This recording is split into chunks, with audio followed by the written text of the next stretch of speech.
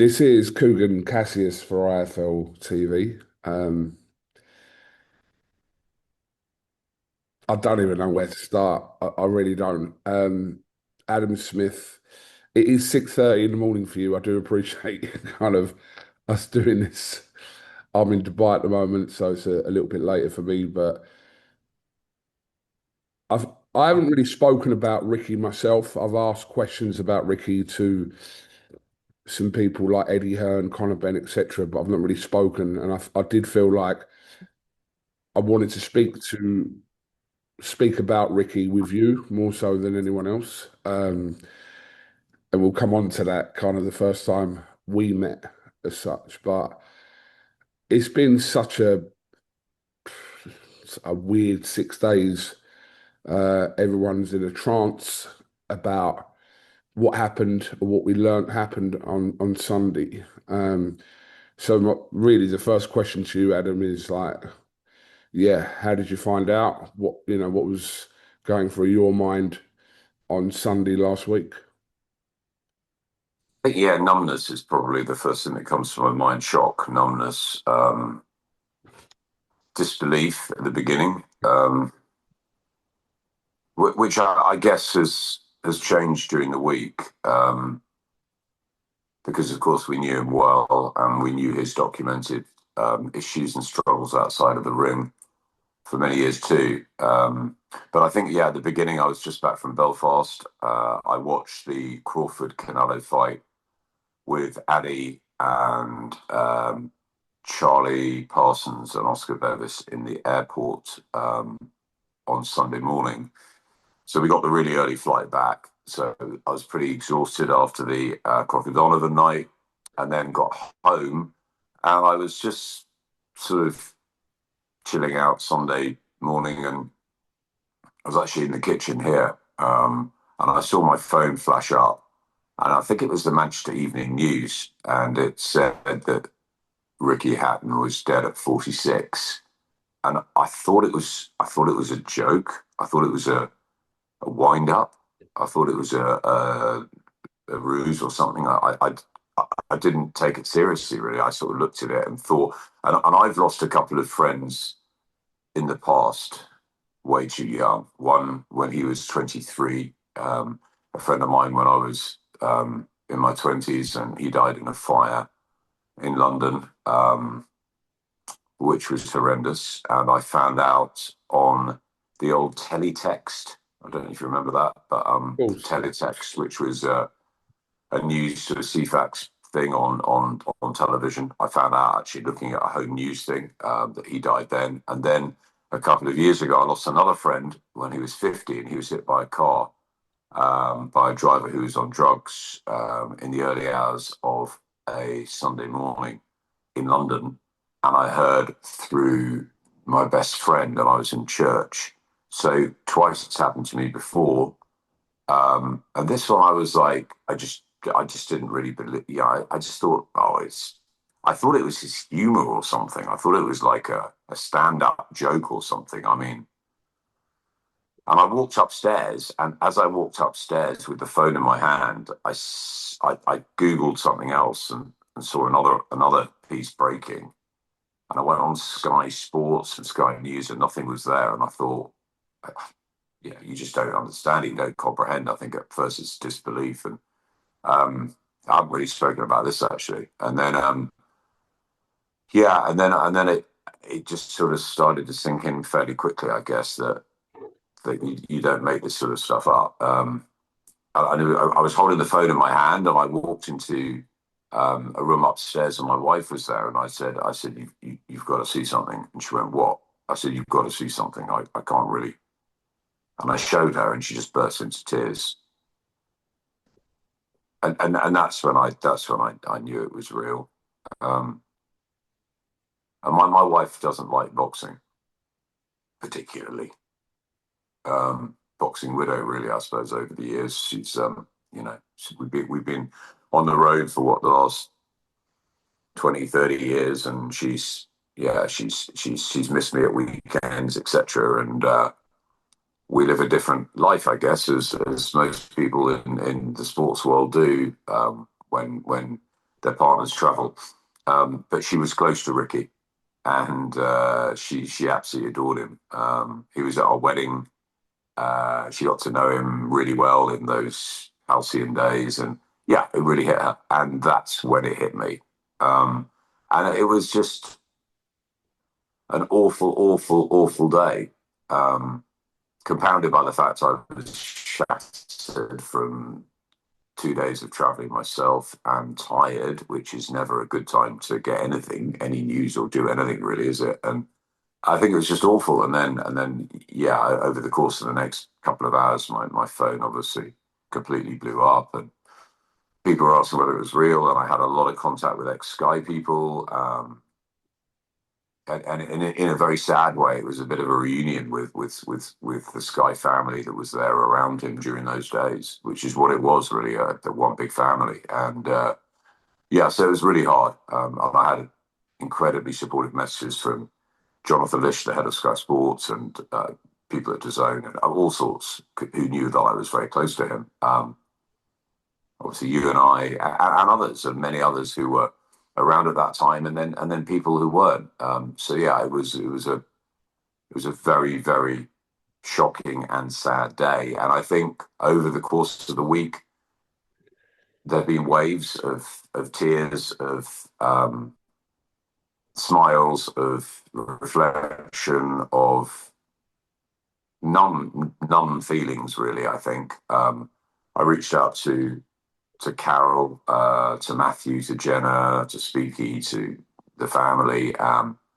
So I think when I started to sort of hear back from them and speak to them, that became even tougher. And yeah, and I found the week really hard. I was at the Eubank Ben press conference, and I didn't stay. I came for an hour or so, and I didn't stay. I found that very difficult. I did a couple of interviews, and I just didn't really want to be around boxing, to be honest. And I'm quite glad I haven't got something this weekend. I'm back in Sheffield next weekend for the GBM show, and yeah, of course the boxing world turns, but yeah, it's been a particularly difficult week for me. I've spoken to people about it, as in support people as well as friends and family.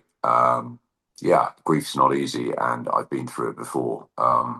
And this was really, really sudden and shocking. But one or two people said to me, "Well, was he really happy? He had lots of problems, lots of issues," and that was important for me because I'd spoken to him, maybe not as recently as you. I saw him a while back and spoke to him. Actually, I saw him a few weeks ago, but I hadn't spoken to him very recently, like Darren Barker and others had. And but when I last spoke to him, he was in a really good place, and he was chatting about his granddaughter and various other things. And so I was very, very shocked at the timing, but I suppose not as shocked knowing the details of where he was after the Pacquiao fight and the years that followed that. And yeah, so yeah, lots of things, Kugan, but I think generally just real sadness and probably a bit surprised at how hard it's hit me. Because I've been through, losing two of my friends, close friends, from childhood. But Ricky was a friend, a very close friend. At times, I guess, one of my best friends. And I suppose you shouldn't really get that close as broadcasters, but you do. I've got close to other fighters over the years: Diego Corrales, Joe Calzaghe, Oscar De La Hoya, to name a few. But AJ, but I got particularly close to Ricky, and I think you understand, because he was that sort of an individual who was so much fun, as well as such a great fighter, as well as so accessible, as well as so real, so down to earth, all of those things. So yeah, I think he was unique in a fighter broadcaster relationship, and it wasn't just me; it was my whole team at Sky. But I suppose, particularly close because I spent and David Kane, my sort of regular camera guy, spent as much time with him. So yeah, the two of us have spoken and messaged quite a lot this week. It's been a difficult week.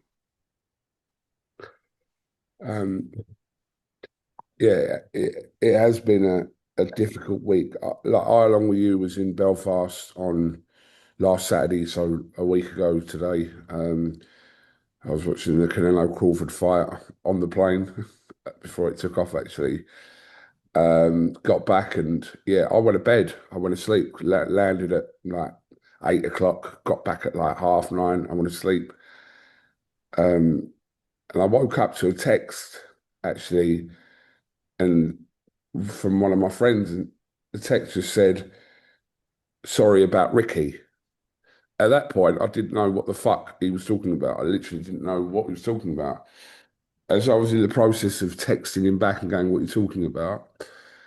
more messages started to come in. And then I went on to, I think, whatever, I went on to Instagram, X, whatever it was, and then see probably what you saw, multiple reports of this.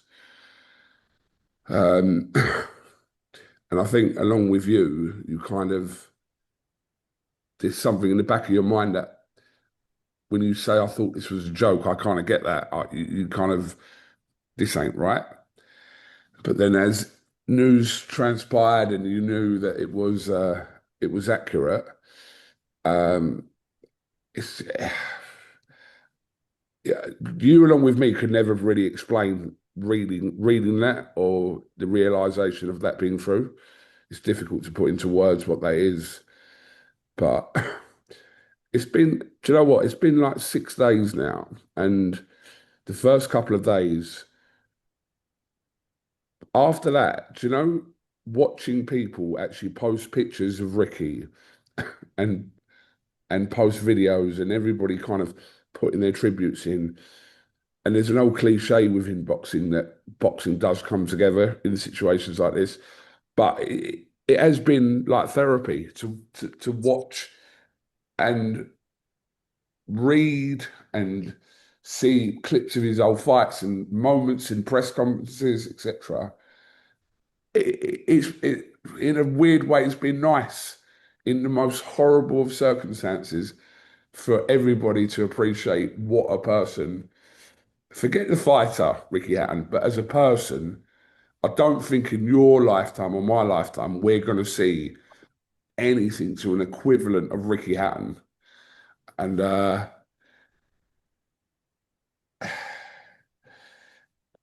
it's not nice. Like I said, it's a reminder. And being at that press conference in front of so many people, and Matchroom put out a great tribute to Ricky Hatton. But yeah, it was difficult. The whole week was very fucking difficult, Adam. Yeah. I just want to It say, was, and I guess yeah, I no,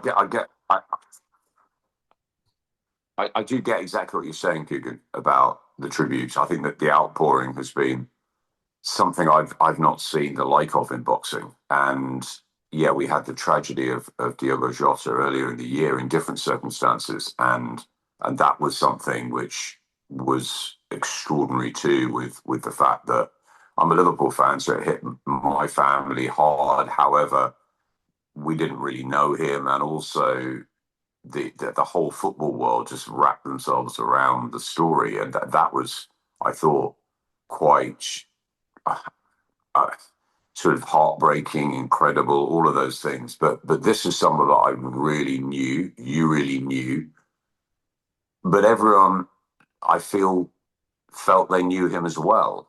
So all of those tributes have been have been beautiful to see, wonderful to see. He seems to have a picture with most of the world, right? And every single person seems to have a picture, certainly a story, but a picture with Ricky. And you can sort of see his life all through the years in pictures, and that's very powerful.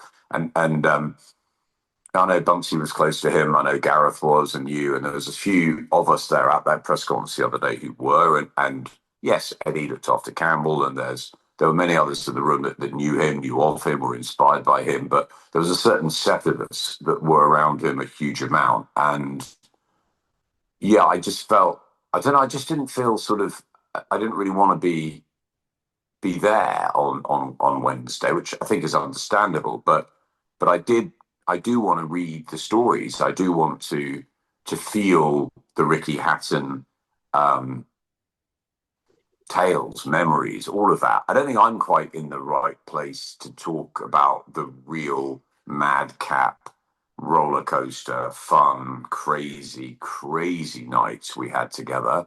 Some of those probably aren't for publication, and some of those are probably more for sort of sitting around a campfire in the years to come. But there are a lot of stories, and every one of us have got a lot of stories. It just feels to me this is the time for thinking about the family.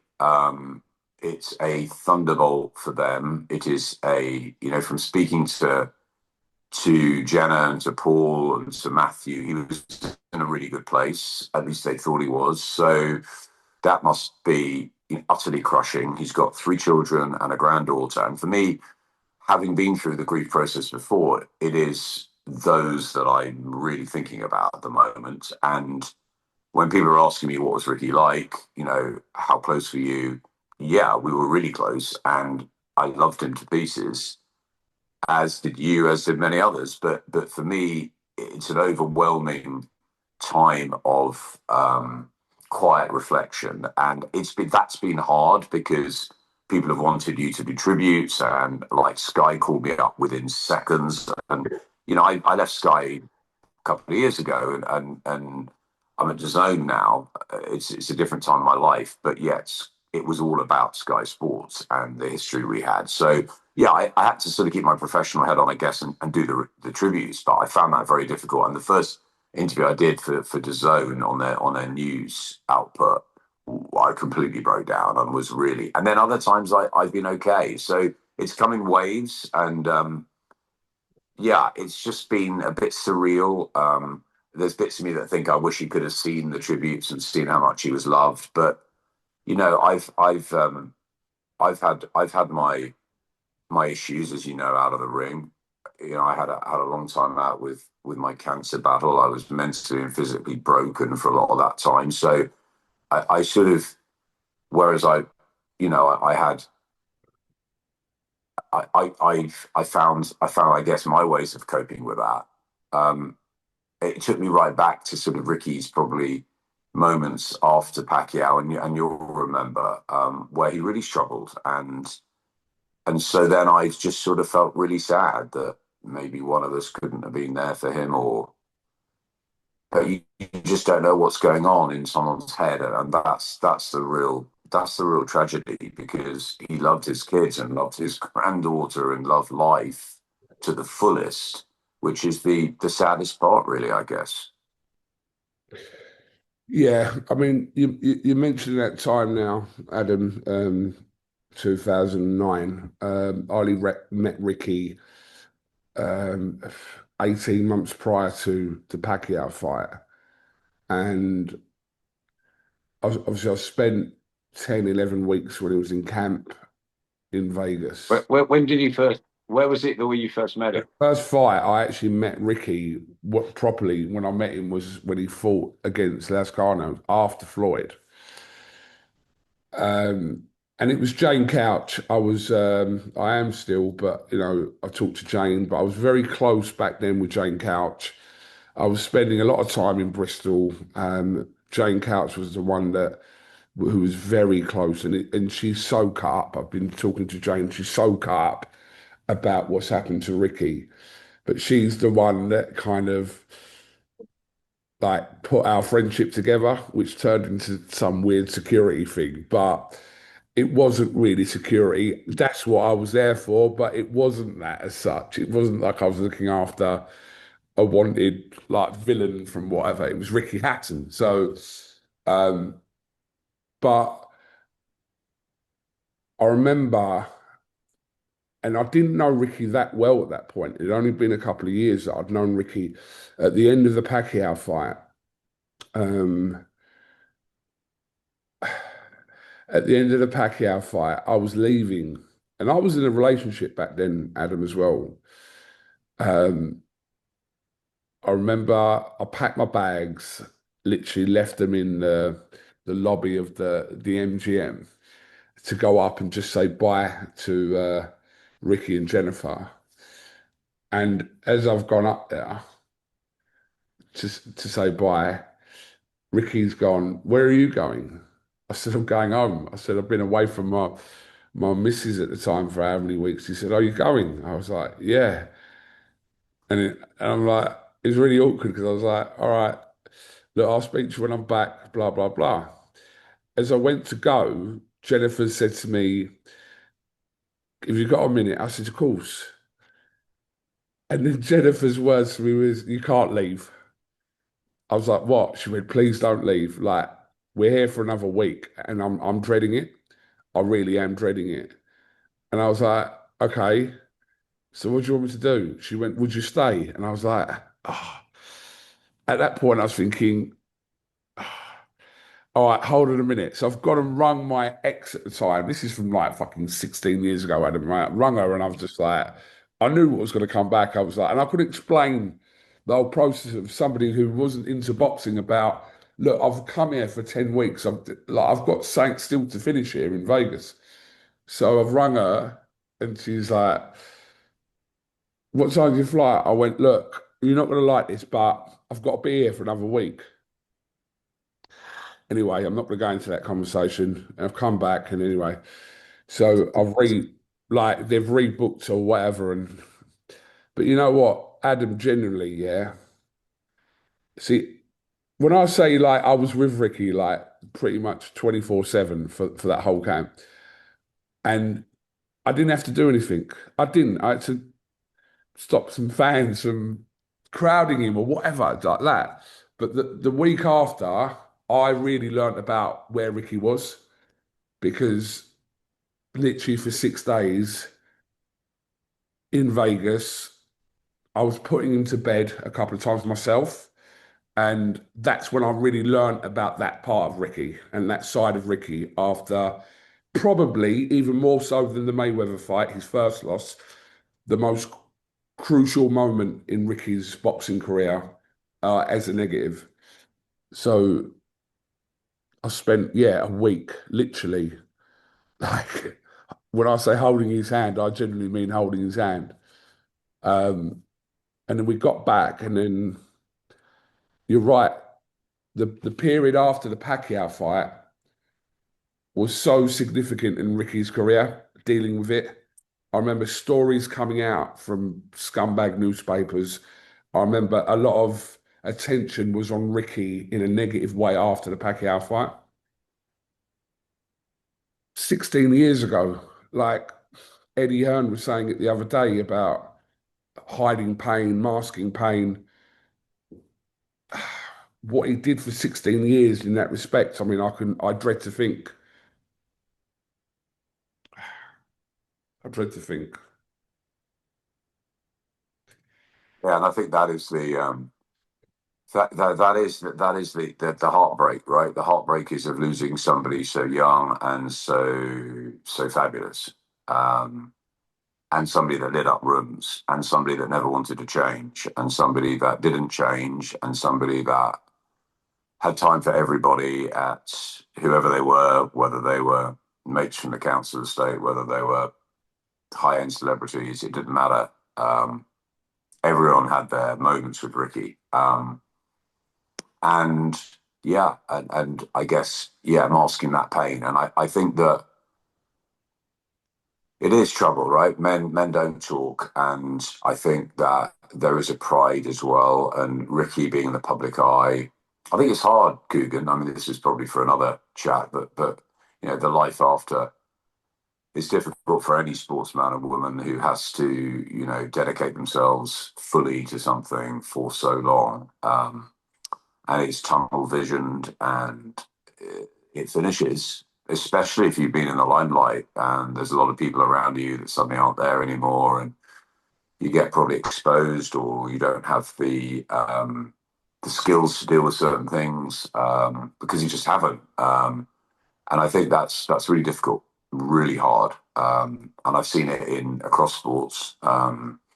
But particularly boxing, because you're only a couple of losses away from a complete reshape, a rethink. Yeah, as you said, the two losses, Mayweather and Pacquiao, forget Senchenko, but those two are the greatest of our generation. He'd won 45 other fights. I mean, he was a two-weight champion and one of the greatest to ever do it. And yet people can just hit on the negatives.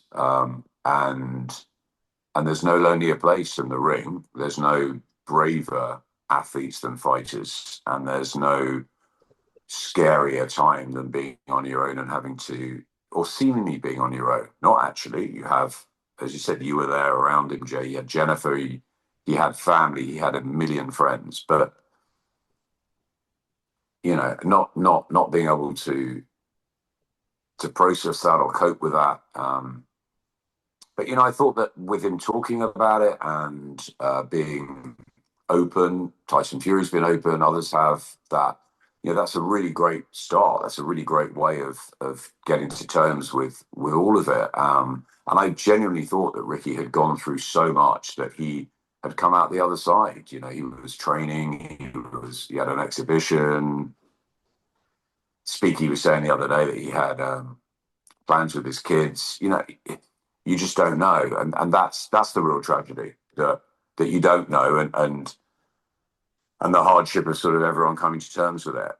You know, the outside world thinks a fighter dies or a sports person dies at 46, it's a tragedy, and why and what happened and what went wrong and all of that. But when you know the pain, maybe that, or you said you saw it, as I said, firsthand in that time, a long time ago.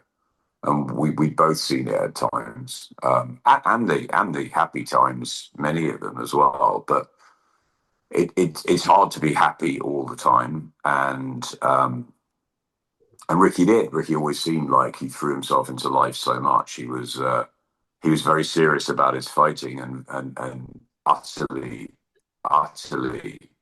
into training, 15-week camps. I mean, few work themselves as hard as he did to get down in weight, to do everything absolutely that Billy Graham was asking of him, everything more than that, you know, taking boxing, I think at that time, into, with Kerry Kays and everything, into a completely new era, a new dimension of training. And then when it finished, to go out and live almost as sort of hard or socially, because that's what he loved, that's what he wanted. Excuse me, one of my Bengals. But yeah, it must have been exhausting to live like that. You know, knowing boxing, how exhausting it is anyway, 24/7. You and I know, and the compelling, unpredictable nature of the sport. But to actually be a fighter in it, and such a well-known fighter, and such a fighter that is renowned for having pictures taken with him and doing after dinner speeches and evenings with, and always being there for a photo, and always being available. It's you know, that's where you start thinking how hard it must have been, and thus how sad. So yeah, there's so much going on this week. There's so many memories, amazing memories, reflections, and also there's, you know, you look at yourself as well and think, wow, you know, those were great times in our career. You know, I was lucky enough to have been with him since he was an amateur, and I remember him turning pro. I remember walking to Billy's gym and him telling me about him, and just, yeah, I grew up with Ricky. I was a few years older, not much, but I was a few years older, and I grew up with him. He was my first. Yeah, I'd worked a bit with Naz, but he was my first. He was a Sky-grown champion. No social media. You know, we did it with Frank Warren's team and the Sky sort of PR and boxing team. We did it together, and you know, Maria Ganner on our team was seeing him as well at times, and so there was really close relationships with Ricky, and I just ended up spending a lot of time in his house, you know, just with his family and having meals and just, yeah, growing up in many ways. So yeah, it does take you right back, and it really makes you think about your own journey and your own mortality and your own yeah, I guess your own part in the whole story. Not that it was anything important to anyone else apart from what it meant to us, but you had a part. Bunsey had a part. Caney had a part. Ed Robinson had a part. Sarah Chenery had a part. We all had a part. It was And I guess the very privileged part, very privileged, I guess, that you felt that he asked you to do that, and you had this sort of dream security stroke friendship role, which ultimately led you into working in boxing full time and what you've done and developing such a successful business. And I guess in many ways you feel you owe that to Ricky, and in many ways I feel that I owe so much I learned about boxing and television and storytelling to Ricky Hatton, because he was the easiest athlete to work with, and tell his story. Yeah, I mean, look, there's so many people that you're right of. Ricky Hatton was one of the most. He wasn't. I wouldn't. I'm not going to call anyone kind of accessible, but you're right. There are so many pictures with people, whether it's fans, people he worked with. Everyone's got a Ricky Hatton story of when they first met him that I kind of see. And I remember back in 2000. He was accessible. He was very accessible, Yeah, I I mean, think, look, for a working sports in star TV at with that different people. I think he was. a sports star at that level, right, shouldn't probably be as accessible as Ricky was, but he was, and that's why everyone loved him.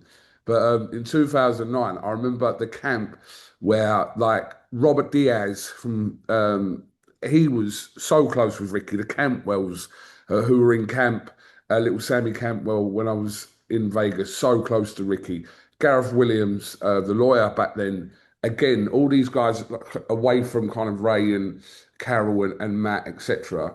There was so many people, like Matt Macklin was in camp, John Murray, Joe Murray, all these guys who spent a lot of time around Ricky at that point. But do you know what? I do have to mention like the person that probably spent the most time with Ricky over the years, and that is Paul Speak, his agent from, whenever and from the start.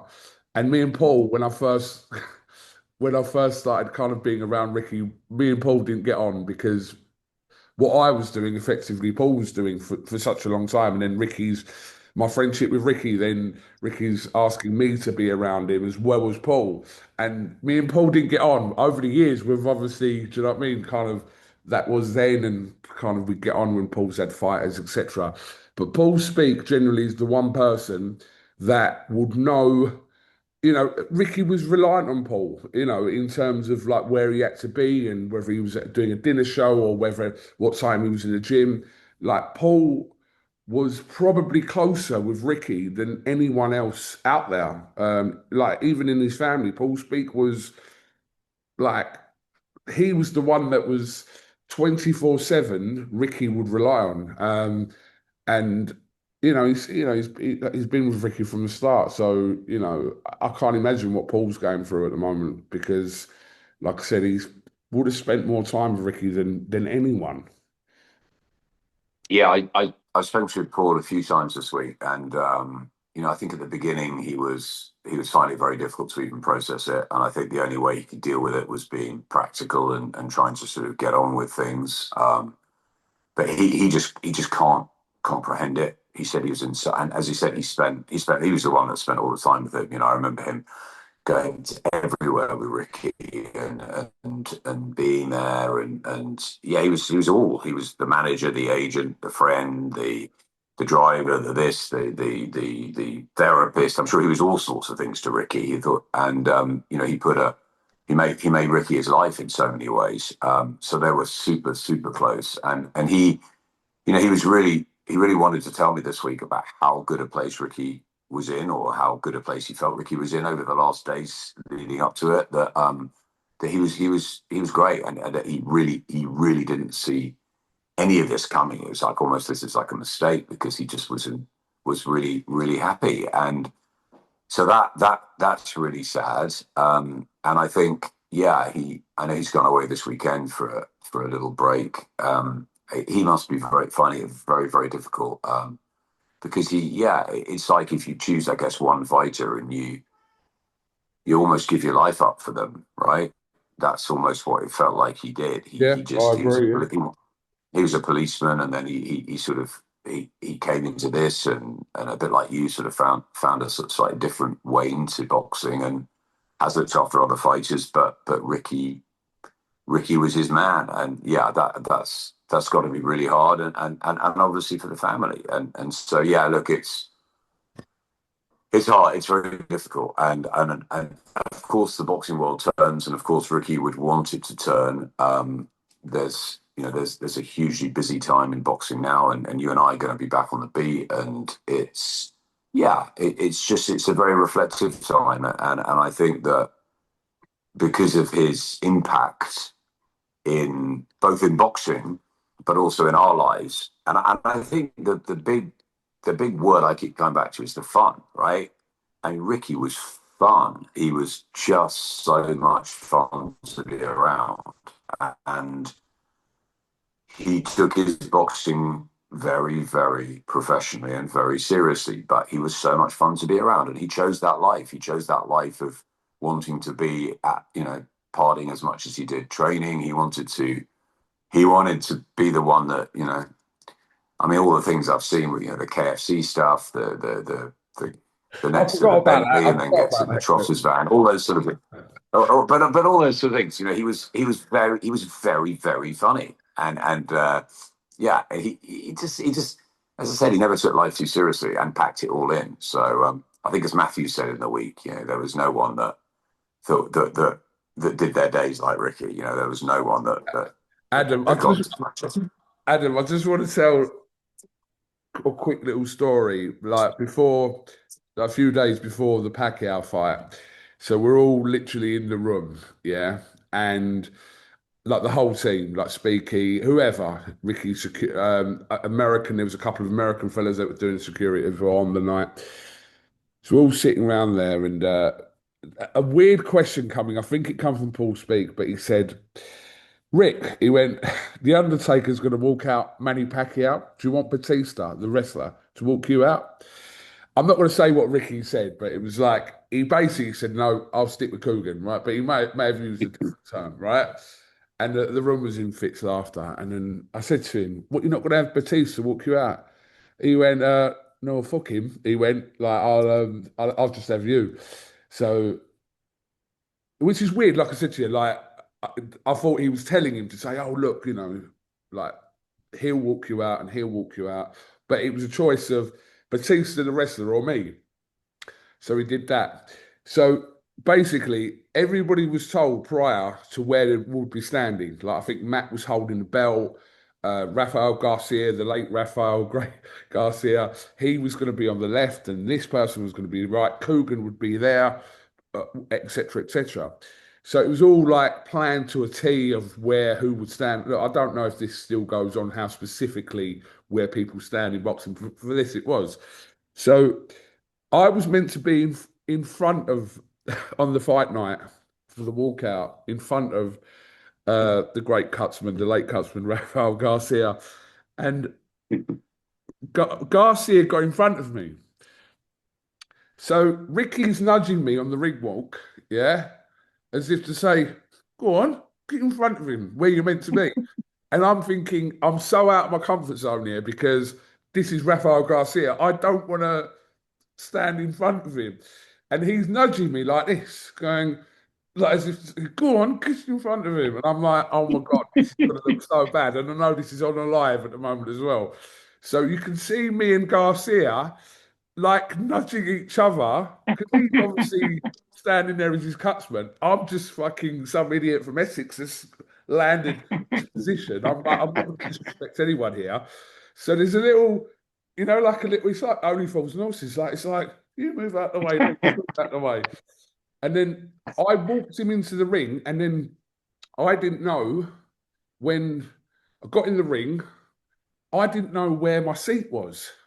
Had no idea. So suddenly it's like, clear the ring out, fight's going to start. So I just leant on the apron. I didn't know where to go. So literally, where the corner was, I put myself, knelt down, 6'5", and I was fat then as well. I was about 22 stone. I've just leant on the apron. So, and crouched down because I didn't know where my seat was. And then obviously what transpired after that. But when I've watched that fight back, I can see me and Rafael Garcia having a little nudge about who's standing. And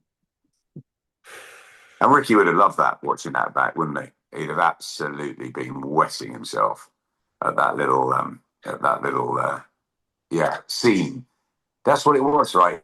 He created the most amazing scenes. I remember when he there was an opponent. I think he was meant to fight tall Brazilian puncher. Luis Pinto was his name, was it? Tall guy, about 4 or 5 before Costas Sioux. And yeah, Pintos is a Brazilian puncher. I think he was 20-0 with 18 or 19 knockouts. He's a big fella. I remember him coming to Billy's gym one day, and he stormed into the gym. He went, where the fuck is Luis Pinto?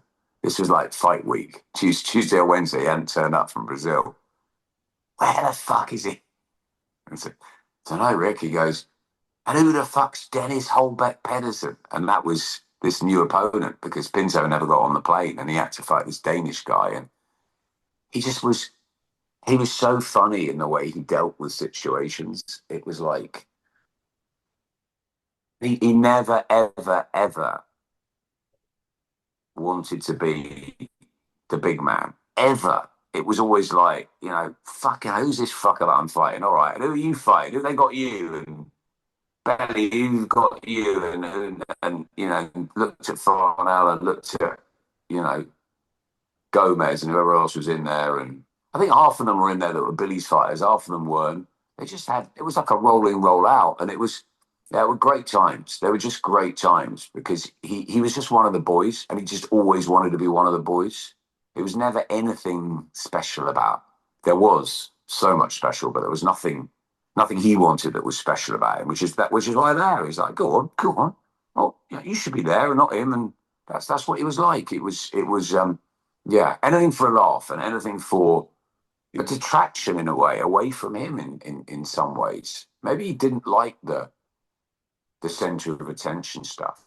I don't know. I mean, like, he was very good at it, and he gave us everything we wanted and more. Here's the keys. Go and make yourself a cup of tea. We'll be in a minute. Have whatever you want. I mean, he was the most hospitable and humble athlete you'd ever meet, and his family were fabulous to us. But I just wonder if maybe there was something in him that just wanted to be that lad down the pub playing darts, and not really the guy with 30,000 people watching him. I don't know. He obviously played up to it, and he played his role, but I wonder sometimes if that was a role rather than really who he was. And I felt I knew Ricky well, as I'm sure you did, but yeah, you always question things, don't you? Do you know what? Just to give people an idea of a kind of, and this was probably the peak of his financial gain or whatever. I remember we were doing like a walk at some point, went into some mall in Vegas, and Ricky at the time was wearing like a Rolex watch worth X amount. Walked into a shop. Ricky's gone into it was like a surfer shop where they did like whatever, like swimwear. It was what I'd describe as a surfer shop. He's asked the counter person to get a watch out from a little plastic display thing. It was in a plastic thing. So it wasn't like anything too expensive. So it was a diesel watch. And he puts this diesel watch on, right? Takes his own Rolex off, which is worth X amount of money, puts on this diesel watch, which was at the time around $100. He goes, what do you reckon of that then? Smart, isn't it? And I went, yeah, but you got a Rolex. He went, yeah, but that looks better, doesn't it? Look. And he showed me this diesel watch. This is $100. And he went, don't you think that's smart? And I was like, yeah, it's a nice watch. He went, right, I'll get that then. So he then continued to wear this watch made by Diesel. No disrespect to Diesel, but he took his Rolex off because he thought that, well, in his head, that this was a nicer looking watch, and he wore that for the rest of the camp. I mean, that tells you a lot about Ricky, where yes, he had nice things because he had money, and that goes with anyone, but he didn't give a fuck about all this kind of stuff. Do you know? He'd have nice things. He was a questionable dresser back then, and he was a questionable dresser, over the years. But Ricky just wasn't that kind of person that would, the clip of him coming to the Rolls Royce, and then he ends up leaving in his Robin Reliant, because obviously his love for Only Fools and Horses. But that was kind of Ricky, wasn't it? That was, I know it was a skit that they'd done, but that was Ricky. Ricky wouldn't really give a fuck whether he was driving a Rolls Royce or a No. Robin Reliant. That's the thing. Yeah, and I think that's the great thing, right? Yeah, I think that's the great thing, right? Yeah, I was really fortunate, Kugan. I had a privileged education at public school. My dad worked really hard. He was working class from Leeds. He worked really hard. He sent my sister and I to private school. So I guess I got that sort of start in life, right? And I went to school with people like George Osborne, the former chancellor, and a lot of sort of makers and shakers in the city. And I ended up in boxing. I ended up being a boxing commentator. So something totally different. And I'm just so happy I did, because I got to meet so many different people. And I've always loved the fact that, you know, you can have fish and chips around the Hattons, or you could have, you know, the poshest meal in, I don't know, Scots with Frank Warren, or wherever. It doesn't matter. And I think there's so many people in boxing that it doesn't really matter whether you have those sort of things. And I think Ricky's the perfect example. He had a lot of money. He had a lovely house, but then he had the games room, and the games room had to be, you know, what he wanted in it, like a kid. And yeah, he wore what he wanted to wear.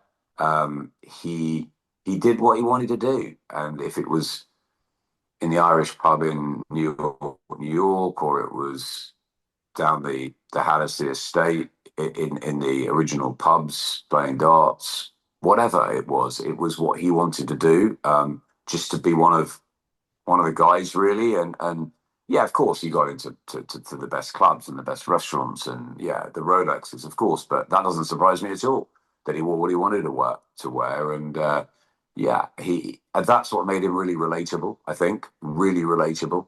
I think that, you know, any of us, you know, we can go for a nice meal. We can go for, you know, a kebab. It doesn't, and I think it's about the people you're with. It's about the fun that you're having, and it's about not taking yourself too seriously, and it's about being nice.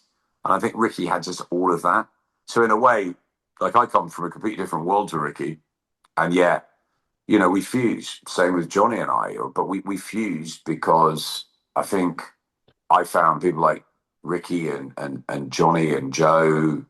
I found that I could relate really well to them, because I was happy in any sort of situation, and so were they. And I think they quickly became accustomed to the really nice trappings when they made money, but they were also at home back with their mates, and their oldest mates. And you know, we hung around with Ricky's mates from when he was a kid.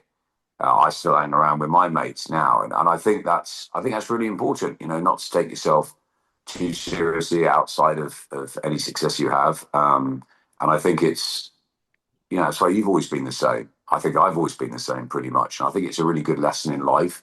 And I think Ricky was the best at that. I don't think I ever saw Ricky different. I mean, yeah, he had his moments, and he had his ups and downs, obviously. But what I mean about being different is, he told me when he was 3 or 4 fights in, we went to Widnes, we went to New York, we went, I think we might have gone to Germany. And then I remember driving through Manchester with him in one of his old clapped out cars. I think the gearbox was just shaking and he could hardly get up a hill. And I remember saying to him that I've been working with a couple of other fighters, and I said, look, you know, that money changes people. Do you think it will change you? And he went, no. And I said, do you think you'll be successful? He said, yeah, I think I'll become a world champion. He said, but he said, if whatever money I make, he said, whatever belts I get, you know, if I'm seen as someone different around here, I don't want to. I'll hand them all back. I don't want them. I don't want to be like that. And I thought at the time, I hope that's true. And I remember years later interviewing him, maybe around the Lazcano fight or a lot later. And I remember saying, do you remember that conversation we had? He said, yeah. He said, I honestly, I'd give anything back. Hall of Fame, MBE, the whole lot, anything back just to just to not have people saying, "Hey, there's that brash big bollocks walking down the street with all his bling." You know, he just didn't want to be like that. And I think that's testament to the way he was brought up. I think that's testament to the guy, the normal, approachable, relatable, working class hero that he was. And that's what I've loved about boxing, Kugan, is that it's taken me from maybe a world that I was brought up in, which I didn't feel particularly comfortable in, into a world where people take you for who you are, and yeah, you can be more yourself. And Ricky was himself, and I'm so sorry that none of us could help him in the end. But that's the awful truth of mental health, and yeah, and let's hope that. I know I've seen a lot of the messages and the sort of calling the Samaritans, whatever, and all the sort of shout outs to the Mind and the great charities that work at mental health. But it's true, right? Guys aren't good at talking about stuff, and you know, we always need to. You know, Tyson Fury always talks about it. It's hard, it's tough, and it's tough having fame. It's tough having that different life to the life maybe you thought you were going to have as a carpet fitter in Hyde. And I think that, you know, there's responsibilities as well for us to help our heroes, to help our sportsmen and women who put so much into their lives for our entertainment. I think there's a real part, certainly, that, you know, I'd like to help with. I'm sure you would, whether it's writing about it, whether it's talking about it, whether it's shining a light on it. I mean, that's all for another day. It's still very raw, but this isn't the first time, and it won't be the last time. And, you know, sports people struggle after their, you know, they hang up the gloves, after the rackets go down, after the boots get hung up in the boot room. They struggle because they've been all in, and it's difficult to find that same sort of purpose again. Blimey, I struggled just leaving Sky and not having that regular boxing routine for a year and a half or so, and I guess I needed to get back onto that sort of routine. We all need structure, and I think that, yeah, it's a lot to think about. But yeah, look, my feelings at the moment are rather like yours, ones of things like that coming to my head, the crazy stories, the fun stories, the great times, the memories, The best ones I can't unbelievable repeat. performances in the ring. I said Huh? the best ones I can't repeat.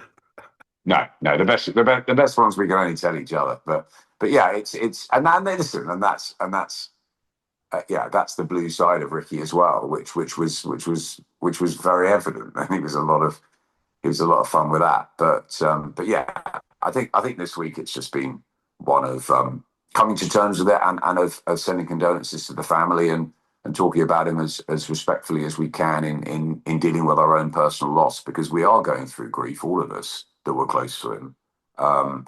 And you know, I've had, honestly, Kugan, I'm sure you have. I've had a huge amount of messages Yeah, from people in the boxing yeah, community, much appreciated. and I'm not his family, and I wasn't his best friend, but Same, I same. really appreciate that. I really appreciate that. Adam, I think, look, Ricky, for me, had been a retired fighter for 16 years. We know the Sinchenko fight happened, and I kind of, part of me ignores that fight because it was 3 years after Ricky wanted to kind of answer some. There was something kind of missing at that point of Ricky's career that didn't turn out to be a good night for him in Manchester. A bit like what was billed as kind of a big comeback. So I kind of look at Ricky's last relevant fight as the Pacquiao fight. He had that exhibition he did not that long ago, and he was due to be fighting actually here in Dubai in December as well. Um, I think it's something that, unless you're elite with sports stars, and we've seen this, but boxing sports stars is a completely different thing to anything else, of the highs and lows and the kind of cliche sayings about it. But we've got to remember, and Tyson Fury went through his lowest point after his biggest win of his career against Vladimir Klitschko.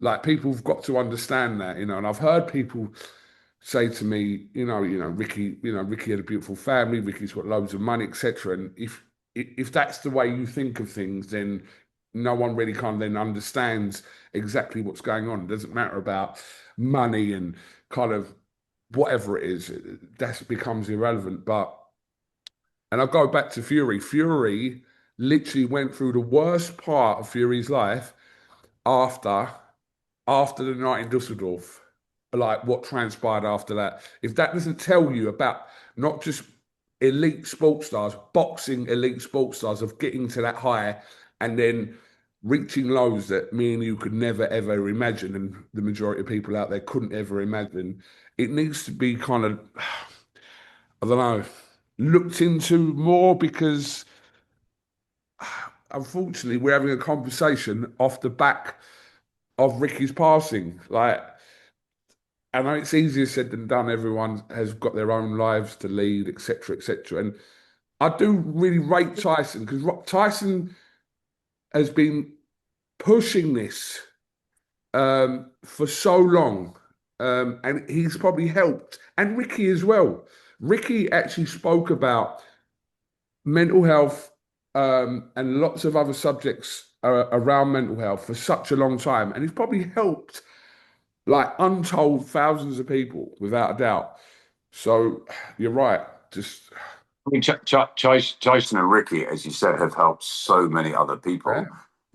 You hope it's helped Tyson because ultimately it didn't help Ricky enough. It's all great giving, and I think giving helps you inside, but ultimately you can give all the advice in the world, but you've got to take it for yourself as well, and that's really hard. And that's what's getting me is that Paul and Jenna and Matthew are saying he was in such a great place. It wasn't that this wasn't the Ricky of the few years post Pacquiao. This was the Ricky, a new sort of Ricky that had goals and was about to fight in Dubai and had his daughters and all that. And that's almost the most tragic that it's happened at this moment where it seemed that things were better. But you're right.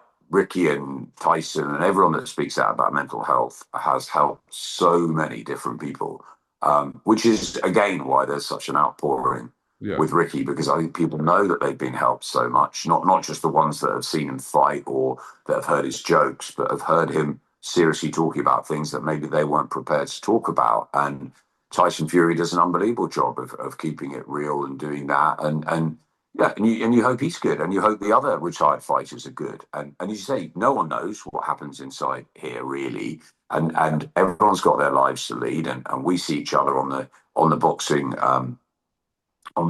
mat. We see each other every week, every other week, but we go back to our own families, and it's you just hope that everybody is happy and safe, but particularly sports people whose highs and lows.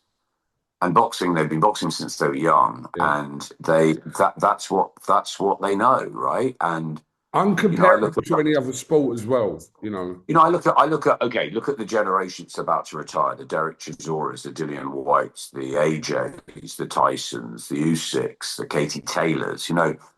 These are the fighters that we need to look out for and look after, because look how much they've given us. Again, I'm not even talking about the journeymen, who I have as much respect for, the guys that have 100 fights, Yeah, or the 100%. women journeymen Yeah. that come round. It doesn't matter what you've been through. Often those ones are the ones that have made less money. They know they've got to continue to work and do things that, maybe they're more settled. Johnny was definitely, when he came to Sky, it was almost like Jim Watt, they had second careers, and they almost like their careers beyond boxing more than actually the sport itself. So there are a few of those, but also you've got to remember the ones that don't. I remember Gary Jacobs calling me up years ago and saying he's still running at 5 a.m. And I said, why are you running at 5 a.m? He says, well, because that's what I do. And it was like there was no real purpose to it, but it's just there. And that's tough that fighters have got to accept that. Footballers can go down leagues and they can still get a bit of money, whatever. Fighters at top level have got, that's it, right? You can't, and you're risking your health more and more, or physically as well as mentally. So it's very difficult. So I think there is a responsibility for us to look at all this next generation. Tyson's been fighting for so long. So has Katie since she was 10, 11. So has Usyk. You know, all of them. Derek. I mean, so many of them. We have in my eyes, a responsibility to make sure that they can transition into, I guess, civilian life. The nearest thing I can compare it to is the army. I've got a cousin who's been in the army since he was a teenager. He's in his 50s now. He's done his time in the army, and he's got to become a civilian, and he doesn't know what to do, and that, that's really tough. And I think the difficulty with this for me, Kugan, is that Ricky had found the gym again. He wasn't out of the gym the whole time, just messing about. He was in the gym training. It was almost like his salvation. He was training kids, the John Hedges of the world. He obviously had the Campbell story. He had his family, and still there were the demons. So it's a really tough area, a tough topic. And, anything that we can do, I think, as a boxing community, we're all very good at getting around people when these things happen. There's a big sort of, everyone sort of gives each other a hug, and then, okay, maybe the knives go out the next day. Boxing's a difficult place to be in at times. Everyone's out for each other. But it is a community which it does wrap itself around each other when things are tough, like no other. And maybe there is a sort of, there is something on our shoulders to say, okay, right, this is a tragedy. It's not going to bring Ricky back, and we can keep his legacy going by telling all the stories, and you and I will always do that as long as we're breathing. But there is a way of looking at it, saying, okay, what can we do more? What can we do more to help? Because these are our heroes, Kugan. You and I would not be doing this without the likes of Ricky and Lennox and Joe and everyone. So there is a responsibility, I believe, and it's not just for the board, it's not just for promoters, it's for all of us in boxing, I think. Totally agree. Right. Well, listen, Adam. We could probably go on and on and on, talking about Ricky Hatton, but yeah, look, I just want to finish off and saying I know a lot of people have come up to yourself and me, but generally my heart, and I wrote that in my kind of the first thing I put out a few days ago, that generally my heart breaks for Ricky's kids, Campbell. We saw what Campbell posted the other day, and it generally is heartbreaking. Ricky's whole family and friends just, sending love, sending condolences. I mean, it's the cliche thing to say, but it's them that have got to kind of live through. We'll live through it, but it's his immediate family, his kids that have got to go through something now. Really, that. So, Kugan, you're absolutely right. And my hero as a kid growing up was Barry McGuigan, and Barry has been through a huge amount of tragedy in his life, and he wrote a pretty poignant piece, I thought, in the Mirror yesterday or the day before, about suicide and about his brother, and he's also lost his daughter to cancer, of course, and so he's had his real share of difficulties. And I think that there are people that have been through this, and I just hope that his family feel the love of the outpouring of love for their son, but also that they have the right support that they need. I mean, we can say, yeah, we'll be there for them, obviously, in any way we can, but that's not enough, right? It's a long road ahead that they face, and they will look at themselves and think, what, could they have done anything? There'll be a shock and anger and upset, all of those sort of things. And I know because I've grieved very close friends of mine. But fundamentally, you have to continue with life. And, it doesn't make any sense. A friend of mine dying 2 years ago, 50 years old, hit by a car, leaving 3 young girls. It's beyond tragic, but life does move on, and it has to move on, and they need all the support they can. And our hearts go out to every single one of them. And it's not just the immediate kids; it's the Jacks, it's the nephews, it's the ones that were that want to be fighters. It's the uncles and aunts. It's everybody that was was close, and he had a lot of close people around him. So, look, our heartfelt condolences. There will be times when I'm sure you, me, and a load of others get together for maybe a couple of after dinners and recount Ricky Hatton stories. I'm sure that'll be fun, or maybe we can come up with something even better than that. But yeah, it's at the moment it's a time just to be there and to say how much we loved him, because he had a massive impact on our lives. So therefore, for his family, it's far deeper. Right. Adam Smith, thank you very much. And yeah, look, we'll yeah, never stop talking about Ricky Hatton. I do appreciate your time. I know you've got a busy day ahead of you as well. So yeah, no doubt we'll definitely catch up soon over the coming weeks. And yeah, I'll just finish off by saying there's only one fucking Ricky Hatton, and there'll only ever be one Ricky Hatton. One fucking Ricky Hatton, and yeah, one day I'll talk about our Vegas weekend, which made the hangover look like a tea party. I'd love to tell people the stories. It's just not appropriate, but oh God. Adam Smith, thank you very much for quite a while of your time. And yeah, take care. And no doubt we'll catch up very soon, my friend. Cheers, Googs. Take care, mate.